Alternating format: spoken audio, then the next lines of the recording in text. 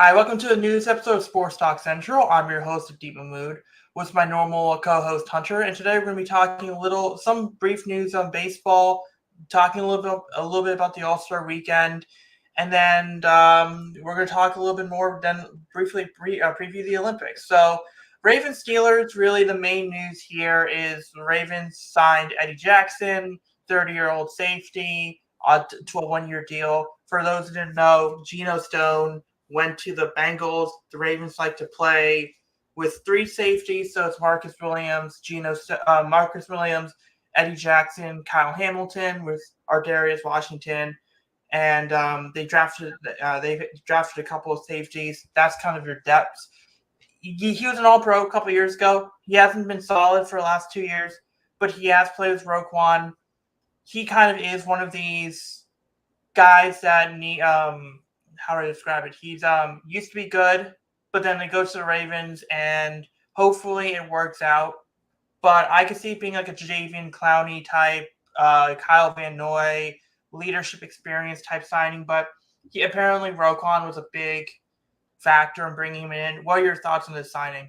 I think it's solid depth, at least for the Ravens, someone that can come in, maybe he's not as good as he used to be, but, he can get some meaningful snaps every game, I think, for the Ravens. I don't think he's going to be a full-time starter, but, someone that can come in, on a rotational basis, get a handful of snaps every game. But if there is an injury, he can come in and start just because he's shown an ability to start overall. And just real quick about the Steelers, Adit, more Brandon Ayuk stuff this week. He requested a trade out of San Francisco. Call me when something actually happens, I think, at this point. I know the Steelers are very, connected to those reports. Commanders are as well. Raiders are interesting because maybe they do a Devontae Adams, Brandon Ayuk swap if the contracts work out. I would agree with you, but the Raiders, excuse me, Adams' agents, they said no, like he's not getting moved. So I'm not really sure that would happen. I know San Francisco wants at least equal value back, but I mean, no offense, I don't know how you're going to be getting a star wide receiver back for Brandon Ayuk. Most of those trades, I think, are just futures based overall. But also, we've seen this happen with San Francisco before, right? Deebo Samuel, remember, requested a trade that never came to fruition. He's now staying in San Francisco thanks to a contract. So San Francisco knows what they're doing. I wouldn't be surprised if they are able to work out a contract. But for the Steelers, until they actually do it, I'm still going to remain a little bit skeptical, even though, again, I do think he would make a lot of sense. I think giving up the draft capital is no problem for them. They would do it. I have no doubt in my mind. It's getting to agree to that extension, considering how much money they have tied up in some of their other top players. But the Ayuk stuff will be something to monitor. But again, we'll have to see what actually happens. Yeah. I actually kind of forget about the Ayuk stuff, but yeah, it's gonna be really interesting what they do there. But yeah, let's move on to the next one. Orioles Nationals. Orioles might take a little while, but Nationals made a trade with the Royals. Hunter Harvey to the Royals, and in return, the Nationals get Cade Wallace and the 39th overall pick. What were your thoughts on that trade? That's a much better return than I thought Hunter Harvey would get overall. I thought he would just be getting a mid-level prospect back, but Caden Wallace, he was one of the better prospects in the Royal system overall. And, he'll at least have a shot, I think, at coming up to the big club at some point over the next few years. You get the number 39 overall pick as well in the MLB draft. Again, props to Mike Rizzo for that trade. I did not think Hunter Harvey would be getting that much back in return. You're going to see the Nationals kind of do a soft sell this year.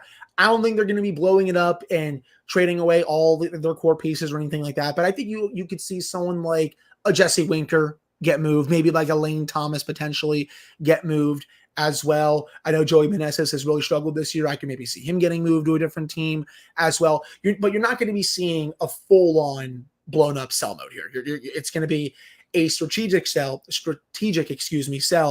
because I think the team wants to start at least trying to contend next year. I think they're going to spend more money next winter to try and at least contend for a playoff spot. So I think you'll see them sell off some of the pending free agents to try and get as much back as they can. You started that with Harvey.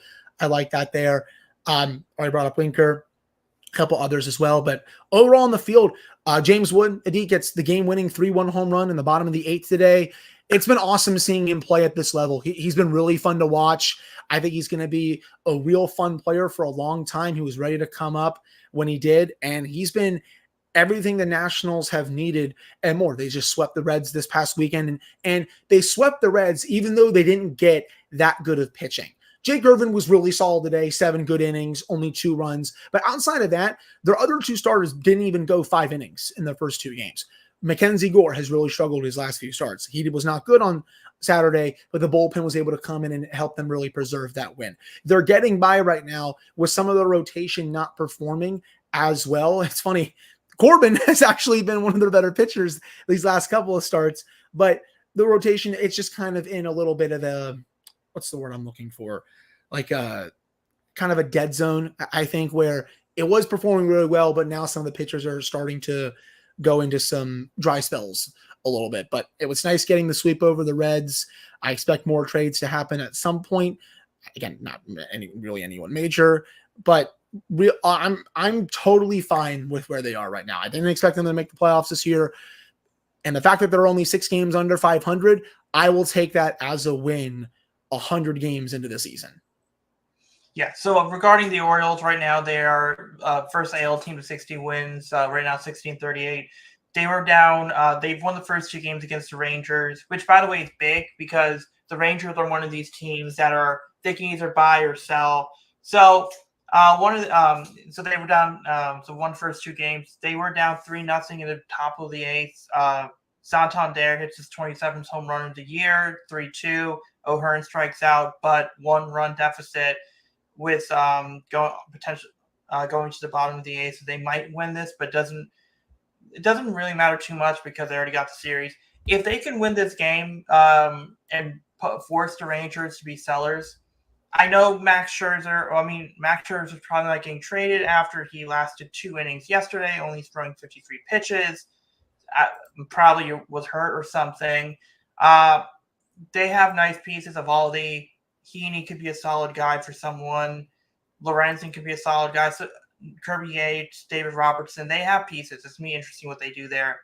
As for the Orioles, they haven't made a trade. They've been mentioned in trade rumors. Let me just try to clear things up with these trade rumors. I do not think the Tigers are going to move Tariq Skubal. There's no reason for them to move him. I've stopped getting emotionally attached to they should go out and trade for Garrett Crochet. It's like you do realize Garrett Crochet has thrown more innings this year than he's had his entire career, and he's not going to start for you. They should trade for Mason Miller, which could make sense. Tariq Skubal, that's the guy you should give up these prospects for. But these guys that I'm mentioning, Jackson Holliday, Kobe Mayo, Heston Kjerstad, Sam Pasayo, you would have to give up one of those guys. And I don't know if the Orioles want to give up one of those guys because they are high leverage. They're not even top tier prospects. They are above that tier. That's how good they are, and that's how good they can be. And we don't know if Santander, if he leaves in free agency, guess what? That leaves a spot for Heston Kjerstad. Pasayo can be a backup catcher, first base, DH type. Kobe Mayo has ridiculous power. He can be your Mountcastle or Ryan O'Hearn replacement. There's room for these guys. So you don't know if you're going to need them in next year. And Holiday is going to be a foundational piece. So there's this huge debate on should you give up these guys for if it means getting school. Personally, I am skeptical. I think that I get it. Jackson Holliday is playing out of position. He's playing second base because Gunner's playing short. But he is one of the better defensive second basemen out there. He is a foundational piece. This team has a lot of power. Kobe and Hester are going to give him even more. Basayo has high exit velos. Jackson Holliday, I think, could be a very good, number 1 guy in that lineup. Like, you put him, Gunner, and Adley. That's actually a nice on-base type guy. I think he's got a spot on the team. I don't think – and the other thing is this. If you really wanted a pitcher, if you're going to trade for a pitcher, Holiday for a pitcher, you had the number 1 overall pick. Do you think you could have drafted a pitcher instead? Like, could you? Yes. You got to be logical with some of this stuff. So I don't think they're going to give up those 4 prospects. I could see a Dylan Beavers, who's the number 6 guy in their system, a guy that's like a second tier guy in an Orioles system, but like a top tier guy on another team system, I think those are the guys you'll see them being moved. And also, Sig Mejdal, Mike Elias, they were in Houston during the whole for that whole rebuild. Apparently, at least Sig Mejdal, who's now the assistant GM of the Orioles, he did not like giving up his international prospect that wasn't highly ranked for Verlander. If you think that he was unwilling to give up a, let's just say 15 to 20 ranked prospect for Verlander, what makes you think he's willing to give up a number one, like a number one prospect for Skubal? By the way, who's had 2 major elbow injuries, including a flexor after a Tommy John. So you don't want to run into the whole thing of Skubal, him getting another Tommy John. And oh yeah, you have to just give up a foundational piece. Like when you see these situations, like what's your take on the prospect hoarding? Like what are your thoughts on like when people are asking the moon for guys like Skubal or Crochet? What's your thoughts on that? I mean, they're asking for the moon, right? But that's how you're supposed to do it, I think, for some of your top players. You always ask for the highest, but then that price kind of comes down closer you get to the deadline. This happens in any sport, Eddie. I mean, it's kind of... But there are also fans out there. There are also fans out there that won't lower the price. It's basically... Well, they have to be more realistic, I think, is what we're saying. Like, it's like you need Holiday and Mayo and Dylan Beaver's like, no. That's not how it works. Like, I remember, like, because the Nationals went through this with Juan Soto, Trey Turner, and all that. Like, yeah, I was asking for the sun and the moon, but when push came to shove, when I looked at the trades, I was like, okay, this seems like, at least fair value. You're seeing the rewards right now for the Soto trade because of someone like a CJ Abrams. I know, Josiah Gray. I know he obviously... And Harlan Susano, that young pitcher they got in that deal, he might be good for you guys. Right. No, I agree. I agree. I think it was the other deal. I'm probably just mixing up the two. But yeah, the point Ruiz was the Scherzer and Turner deal. That was sure. Then CJ Abrams was the Soto trade. But you're seeing the rewards when you get those type of players back. And at the time, like some people are like, oh, like it's not that much. It's not that much. Well, it actually is. Like, sure, you're not getting the sun and the moon, but you're still getting pretty sound players back, and you're already seeing the rewards for the team is taking another step this year. Obviously, for the Orioles, this is the step towards contending for a World Series, and banners hang forever. But I still don't think they're going to trade Jackson Holiday for either one of those players. Holiday is going to be an everyday player in the MLB very, very soon, if not now. Honestly, he very well could be. So I think some fans just need to adjust their expectations heading into trade deadlines. But again, you see this in every sport. You see this in the NFL. You see this in the NBA. You see this in the NHL, especially. The NHL, fans always ask for the sun and the moon for like a really good player, but they always get the same thing back. Roster player, first round pick, prospect. That's literally 95% of trades in the NHL. And with MLB, yeah, you do get the blockbusters every once in a while, but a lot of times it's a player for a regular prospect, maybe a draft pick, a player, something like that. So I do think overall fans just have to temper their expectations. This isn't, be a GM mode on the next MLB game. Yeah, and we're going to talk on the last topic with MLB, which is the All-Star Weekend. Before we mention it, yes, we know that the Home Run Derby national anthem wasn't very good, but apparently she was in grand interest, was drunk, and she went into rehab the next day. So there was a lot of jokes made at her expense, but then when you realize the next day she went to rehab, I feel like there were a lot of people that said, yeah, we're good. Yeah, we understand. We apologize. Like, we're not going to joke about it, but that was definitely one of the lowlights of it. The Home Run Derby, for those who don't know, basically they changed the rules of it. Teoscar Hernandez won, with Bobby Witt almost winning. The rules were basically 3 minutes. So basically, before it was 3 minutes, swing as many times as you can, and you get like a 30-second break, and then you have a bonus round. Here, it was 3 minutes, and you have at most 40 balls. So it's not necessarily 40 swings. It's 40. It's not necessarily it's not 40. You get 40 attempts. If you take like 35 swings in the 3 minutes, that's what you get.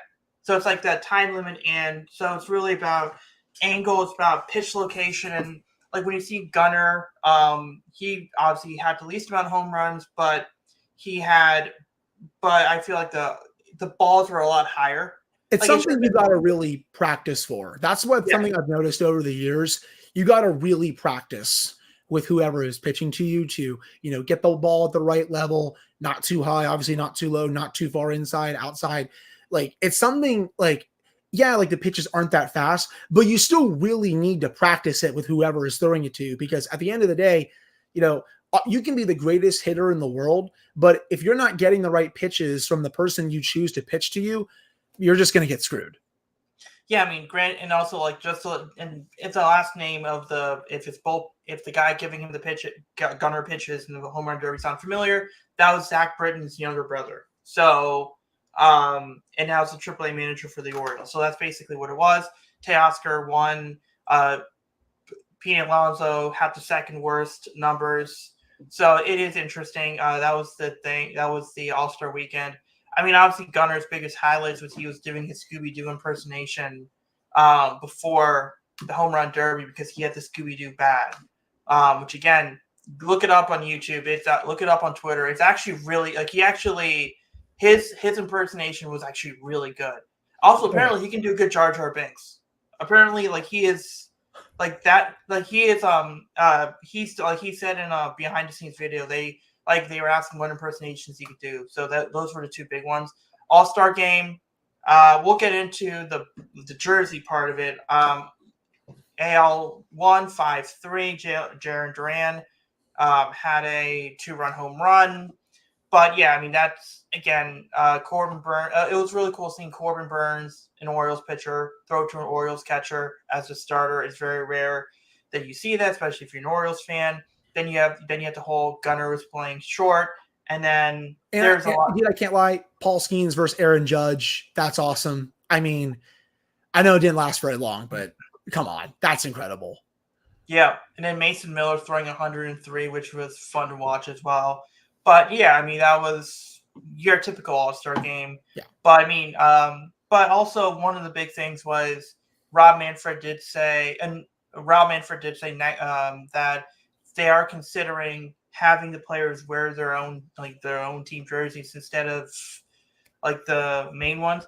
I'll say this: when I first saw it, I wasn't a big fan of it. I thought it was lazy. But then I thought about it. It was like it's in Texas. You have the Old West. I get the inspiration. Still, it's a little lazy, but my take is wear it for the pregame and home run derby.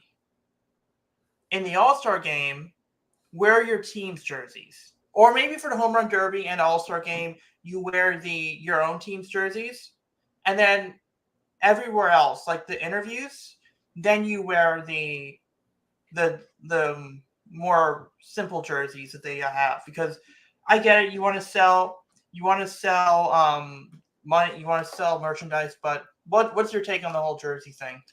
See, this year I just didn't like the jerseys, man. I thought they were really ugly, to be honest. I think these were one of the worst all-star jerseys, in the past few years. I just did not like the color design of them. I didn't like the way they looked, honestly. And I'm of the opinion, I do think players should get to wear their own jerseys during the All-Star game. But if you want to have like some sort of all-star patch on it, I mean, that makes sense, just because I think people are better able to identify which player it is if they have their jersey on overall compared to just the all-star jersey, in my opinion. I know some other leagues, it's a little bit different. I mean, in the NHL, during their skills competition, they wear their regular jerseys, the players do. Then for the all-star game, they wear select jerseys like regular all-star jerseys. But I still think it would be better served for MLB to wear their own jerseys, like Padres for someone like Juan Soto, Yankees for Aaron Judge, et cetera, just because I think it's cleaner. I think it better helps the casual fan, and I just think it's all around better too. Yeah, So I think next year the All-Star game is going to be in Atlanta. So that's all right. Let's move on. And then last one is the Olympics. Obviously, Olympics are going to start next week. What are your general thoughts on the Olympics? Anyone you're looking forward to seeing? I'm excited always for the swimming. The swimming is so much fun. I obviously grew up watching Michael Phelps, and I've seen Katie Ledecky do it all. But I'm always excited for the swimming, man. I think that's one of my favorite events to watch. gymnastics, of course, with Simone Biles. She's absolutely incredible. I can't wait to watch that. And then obviously the basketball. I love tuning in for Team USA, but Team USA needs to wake up, man.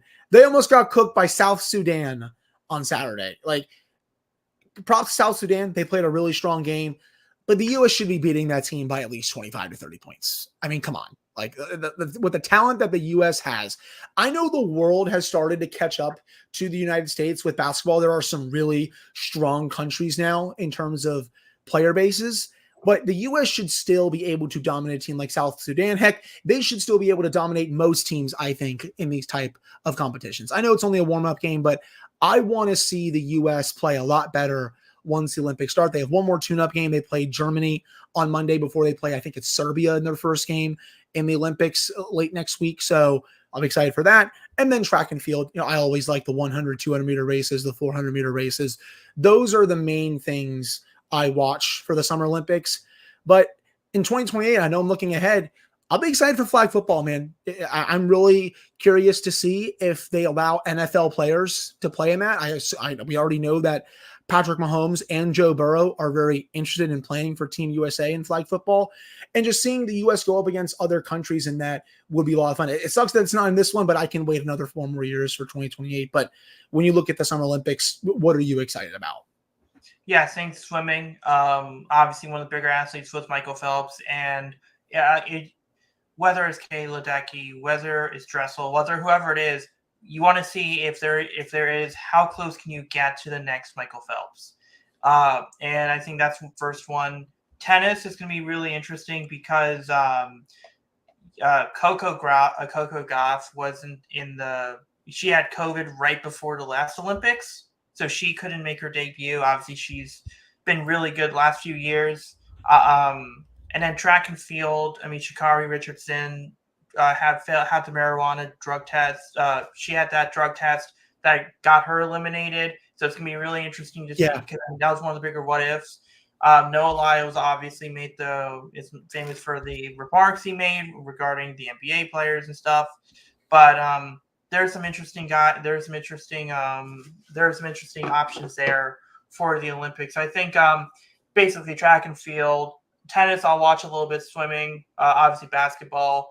But yeah, I think I'll definitely. And the tennis will take place at Roland Garros on clay, which is going to be a lot of fun. I do think this is Djokovic's last chance to win a gold medal in singles, because when 2028 comes around, I think he's going to be retired. I think he's got a couple more years left at most before he probably calls it quits. That's like around the same age when Roger did.